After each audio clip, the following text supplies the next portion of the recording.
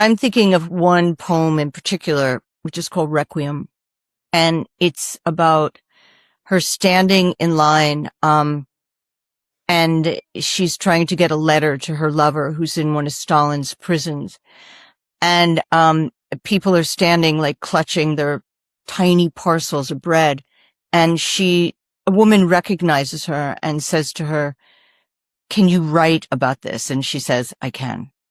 And that was the start of this incredible poem, which is basically a requiem for all those who died under state terror. Think of it a lot with what's going on now in America, with what's going on in Europe, with the rise of populism, with what's going on in Palestine, with what's going on in Ukraine, with what's going on in Darfur. I know state terror when I see it. I worked in Syria for years. I worked in Iraq. I worked in Egypt. I know about masked men, and I know about paramilitaries that shoot activists in the face, or unarmed people, or pepper spray them. I know about writers being censored. I know about academics whose funding is cut. And I'm not talking about Russia right now. I'm talking about the US. And that to me is really terrifying. I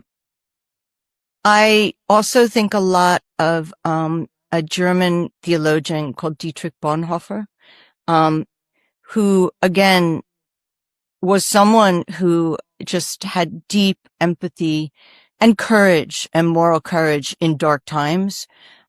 He was executed by the Nazis a few weeks before the end of the war, and he deliberately stood up for what was right, in the darkest hours. And I think that moral courage is something, that cannot be bought. I don't know if it can even be made. I think it's something you have to have within you, a belief that you are going to defend what you believe in, or defend people who are weaker than you, or defend rule of law, or defend what is right at all costs.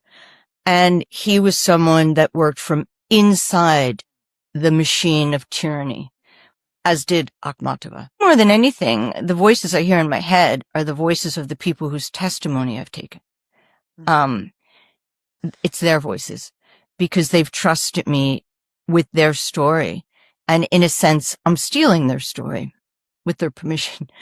So it's them, it's their courage that's allowing me to write about it at a deeper and a level where I could amplify it.